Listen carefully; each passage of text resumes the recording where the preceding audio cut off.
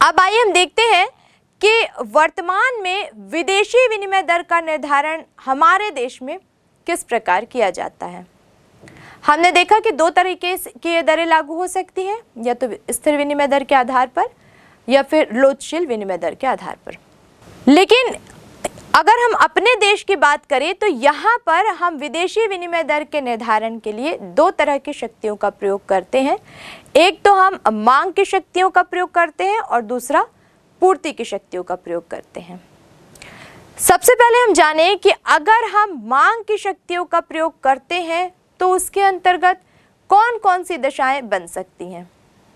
जब हम बात करते हैं विदेशी विनिमय मांग की, तो इसके अंतर्गत हम देखते हैं कि किसी भी देश की विदेशी विनिमय मांग तीन चीज़ों पर निर्भर करती है। एक तो आयात की मात्रा, दूसरा विदेशी ऋण और तीसरा विदेशी सहायता पर निर्भरता। तो यहाँ पर हम देखते हैं कि जिन देशों में आयात अधिक है, निर्यात कम है, वहाँ पर विदेशी मुद्रा की कमी होती है। इसलिए क्योंकि जो भंडार होते हैं मुद्रा के, विदेशी मुद्रा के, वो जाते अधिक हैं, वो दूसरे देशों में चले जाते हैं, लेकिन निर्यात कम होते हैं, यानी बेचे कम जाते हैं दूसरे देशों में सामान, तो फिर उस देश में विदेश की मुद्रा आती कम है। दूसरा हम देखते हैं कि विदेशी ऋण कितना है, यानी विदेशों से प्राप्त ऋण कितना है, क्योंकि अगर हम विदेशों से ऋण लेंगे तो विदेशी ऋण के रूप में भी हमको विदेशी मुद्रा ही प्राप्त होगी।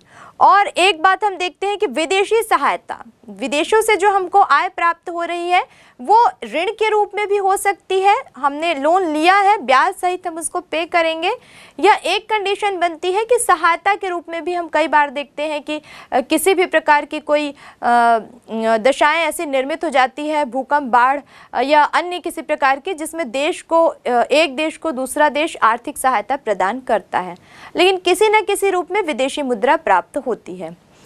दूसरी महत्वपूर्ण बात कि अगर हम विदेशी मुद्रा की बात करते हैं तो ये एक ऐसा हथियार है जो अंतर्राष्ट्रीय व्यापार में प्रवेश के मार्ग खोलता है।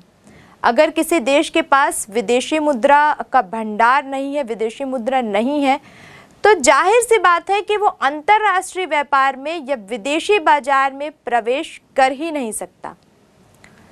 अब इन्हीं मुद्रा को अगर हम मांग से कोरिलेट कर दें तो हम देखते हैं कि जिस देश की मुद्रा की मांग बहुत अधिक होती है उसकी कीमतें भी अधिक होती है। इसके विपरीत जिस देश की मुद्रा की मांग कम होती है उसकी कीमतें भी कम होती है।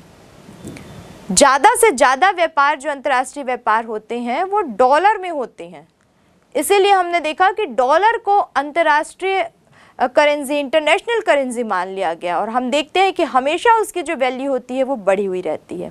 कैसे इसमें उच्चावचन होते हैं, कैसे कमी वृद्धि होती है, इस पूरी प्रक्रिया को आइए एक उदाहरण और ग्राफ के द्वारा और अच्छे से समझने का प्रयास करते हैं। यदि भारतीय रुपए के मुकाबले अमेरिकी डॉलर का मूल्य बढ़ जाता है तो इससे भारतीयों के लिए अमेरिकी वस्तुएं महंगी हो जाएंगी, यानी कि भारत के अमेरिका से आयात कम हो जाएंगे और भारत में डॉलर की मांग कम हो जाएगी। दूसरी ओर अगर रुपए की तुलना में डॉलर सस्ता हो जाता है तो भारत के लिए अमेरिकी वस्तुएं सस्ती हो जाएंगी और इसके फलस्वरूप भारत के अमेरिका से आयात बढ़ जाएंगे। अब आयातों में वृद्धि से भारत में डॉलर की मांग बढ़ जाएगी, यानी कि विदेशी मुद्रा की मांग वक्र का ढाल ऋणात्मक होता है, या हम कह सकते हैं कि विदेशी विनिमय की मांग वक्र बाएं से दाएं नीचे की ओर झुकी हुई होती है। विदेशी विनिमय की मांग अन्य कई कारणों से हो सकती है, जैसे विदेशी मुद्रा की मांग वस्तु और सेवाओं के लिए की जाती है, या विदेशी मुद्रा की मांग विदेशी कंपनियों के बॉन्ड्स, अंशपत्र में निवेश करने के लिए की जाती है, या देश के लोगों द्वारा विदेश में शिक्षा प्राप्त करने, भ्रमण करने, इनके लिए भी की जा सकती है। विदेशी विनियोगों के लिए भी की जा सकती है, या हस्तांतरण भुगतानों तथा उपहारों के लिए भी की जा सकती है। इस रेखा चित्र में हम देख रहे हैं कि विदेशी विनिमय के मांग वक्र को प्रदर्शित करता हुआ एक ढाल ऋणात्मक है, इस चित्र में हम देखते हैं कि ओ एक्स अक्ष पर विदेशी विनिमय की मांग तथा ओ वाई अक्ष पर विदेशी विनिमय की दर को दिखाया गया है। यहाँ हम एक डी डी वक्र भी देख रहे हैं जो कि विदेशी विनिमय का मांग वक्र है और ये बताता है कि ऊंची विनिमय दर पर ओ आर विदेशी विनिमय की मांग ओ डी कम की जाती है तथा नीची विनिमय दर OR1 पर विदेशी विनिमय की मांग OD1 अधिक की जाती है। इस प्रकार विदेशी विनिमय की मांग एवं विनिमय दर में विपरीत संबंध होता है। और दूसरे पक्ष की अगर हम बात करें तो वह है पूर्ति, यानी अगर हम विदेशी विनिमय दर के निर्धारण के लिए पूर्ति पक्ष का प्रयोग करें तो सबसे पहले हमको ये देखना होगा कि वास्तव में विदेशी मुद्रा की पूर्ति होती कहाँ से है। सबसे पहली बात तो विदेशी मुद्रा का मुख्य स्रोत है दूसरे देशों द्वारा हमारे देश से खरीदे गए वस्तु की जो कीमतें, या कुल मिलाकर हम कहें तो निर्यात व्यापार सबसे महत्वपूर्ण स्रोत होता है विदेशी मुद्रा की प्राप्ति का। दूसरा हम देखते हैं कि देश में विदेश द्वारा किए गए जो निवेश होते हैं वो भी हमको विदेशी मुद्रा प्रदान करते हैं। भुगतान संतुलन से संबंधित अध्याय में हमने देखा था कि अगर हमारे देश का भुगतान संतुलन बहुत अच्छा बना हुआ है तो ये अर्थव्यवस्था पर एक अनुकूल प्रभाव डालता है। ब्याज दरें अगर बढ़ी हुई हैं, राजनीतिक स्थिरता अगर बनी हुई है तो ये एक ऐसी स्थिति को जन्म देता है जिससे विदेशी विनियोजक जो हैं वो हमारे देश में निवेश करते हैं और इससे हमको विदेशी मुद्रा की प्राप्ति होती है। दूसरा, विदेशी ऋण अगर हम लेते हैं तो हालांकि वो ऋण के रूप में हमारे पास आता है लेकिन कहीं ना कहीं से विदेशी मुद्रा तो आती है। एक महत्वपूर्ण बात यहाँ पर हम ये भी देखते हैं कि कई बार विदेशों से जो उपहार की प्राप्ति होती है या सहायता के रूप में जो राशि प्राप्त होती है वो भी कहीं ना कहीं विदेशी मुद्रा की आपूर्ति ही कहलाते हैं। अब अगर हम इनके आधार पर विनिमय दरों के निर्धारण की बात करें तो यहाँ पर हम देखते हैं कि विदेशी विनिमय की पूर्ति और विनिमय दर दोनों में किस तरह से एक डायरेक्ट कनेक्शन, प्रत्यक्ष संबंध होता है। किस तरह से प्रत्यक्ष संबंध हम कह सकते हैं, यहाँ हम देखते हैं कि विदेशी विनिमय दर बढ़ने से विदेशी मुद्रा की पूर्ति बढ़ जाती है और दूसरा हम देखते हैं कि विदेशी विनिमय दर कम हो जाने या घट जाने पर विदेशी मुद्रा की पूर्ति भी घट जाती है। कैसे ये संभव हो पाता है, क्या है इसकी पूरी प्रक्रिया, आइए इसको एक ग्राफ के माध्यम से और अच्छे से समझने का प्रयास करें। विदेशी विनिमय की पूर्ति के संबंध में हम देखते हैं कि सामान्यतः विदेशी विनिमय की पूर्ति और विनिमय दर में प्रत्यक्ष संबंध होता है, यानी कि विनिमय दर बढ़ने पर विदेशी मुद्रा की पूर्ति बढ़ती है और विनिमय दर कम होने पर विदेशी मुद्रा की पूर्ति कम हो जाती है। यही कारण है कि विदेशी मुद्रा की पूर्ति वक्र का ढाल धनात्मक होता है, यानी नीचे से ऊपर की ओर उठा हुआ होता है।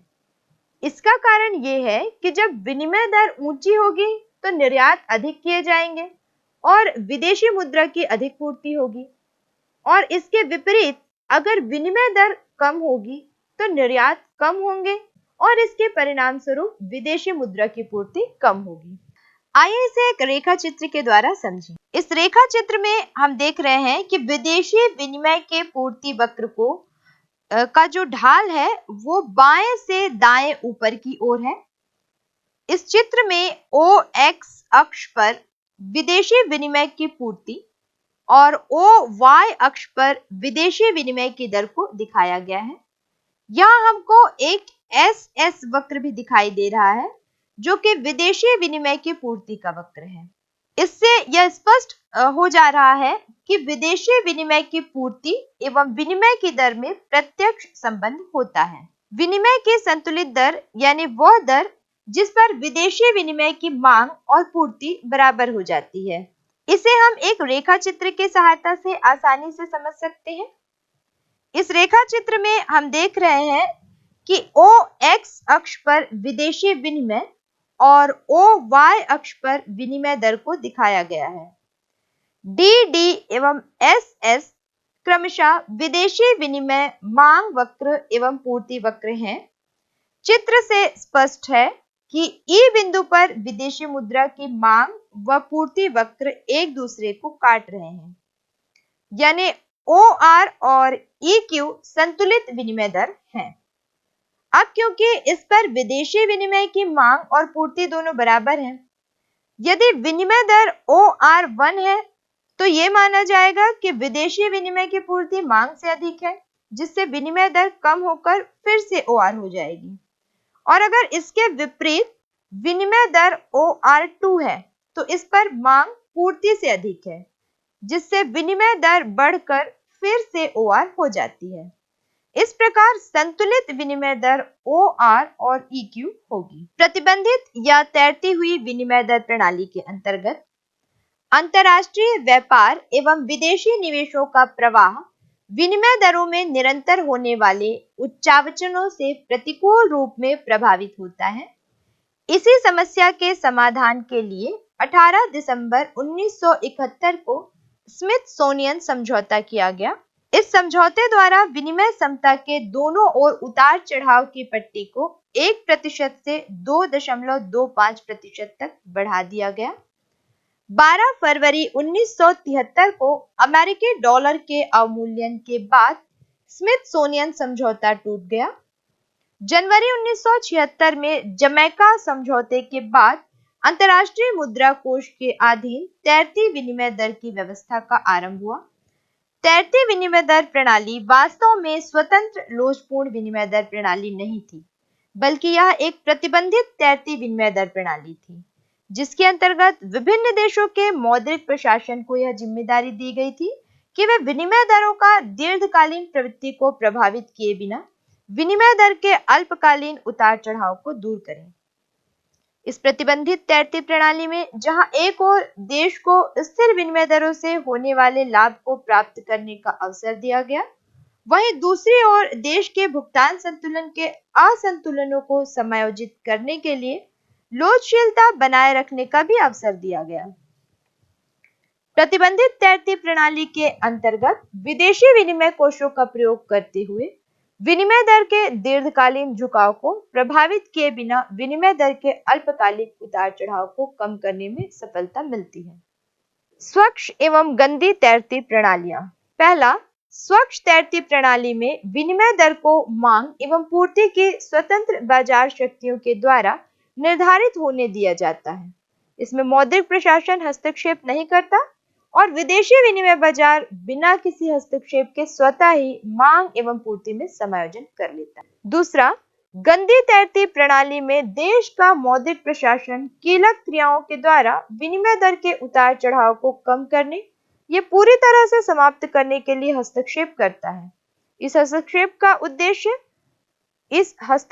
का उद्देश्य घरेलू देश को लाभ पहुंचाना होता है। इस प्रकार हम देखते हैं कि स्वच्छ तैरती प्रणाली में कुछ सीमा तक लोचशीलता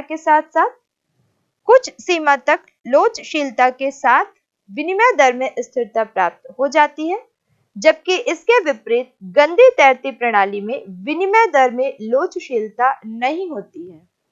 तो इस पूरे अध्याय में आपने देखा कि किस प्रकार विदेशी विनिमय दरें अंतर्राष्ट्रीय व्यापार के सुचारू संचालन के लिए, अंतर्राष्ट्रीय व्यापार की दशाओं को बनाए रखने के लिए महत्वपूर्ण होती हैं। स्थिर विनिमय के साथ साथ हमने लोचशील विनिमय दर का अध्ययन किया। स्थिर विनिमय दर क्या है, किस प्रकार से अंतर्राष्ट्रीय व्यापार पर इसका अनुकूल या प्रतिकूल प्रभाव पड़ता है, कितनी महत्वपूर्ण है, क्यों अपनाया जाना चाहिए, इन सभी पर हमने विस्तार से अध्ययन किया। लोचशील विनिमय दर के बारे में हमने जाना, किस प्रकार से विनिमय दरों में उच्चावचन आता है, क्यों आता है, क्या कारण होते हैं और क्या इसका प्रभाव अर्थव्यवस्था पर पड़ता है। स्थिर विनिमय दर की अपेक्षा लोचशील विनिमय दर क्या सही है, क्यों सही है, किस तरह से इनको नियंत्रित किया जाए, इन सभी विषयों पर हमने काफी विस्तार से अध्ययन किया। कुल मिलाकर भुगतान संतुलन के साथ साथ जो जुड़ी हुई दशाएं होती है विनिमय दर की, उनके बारे में हमने काफी विस्तार से जाना। इस पूरे विषय में हमने व्यष्टिगत अर्थशास्त्र और समष्टिगत अर्थशास्त्र के अंतर्गत अलग अलग बिंदुओं पर अलग अलग विषयों पर चर्चा की। व्यष्टिगत अर्थशास्त्र क्या है ये हमने देखा। अर्थशास्त्र के कौन कौन से विषय व्यष्टिगत अर्थशास्त्र के अंतर्गत शामिल होते हैं और कौन कौन से विषय समष्टिगत अर्थशास्त्र के अंतर्गत शामिल होते हैं, इन सभी पहलुओं पर हमने विस्तार से चर्चा की। तो कुल मिलाकर इस पूरे विषय में हम अर्थशास्त्र से संबंधित जो क्रियाएं हैं, देश की अर्थव्यवस्था से संबंधित जो क्रियाएं हैं, उनके बारे में काफ़ी कुछ हमने जाना।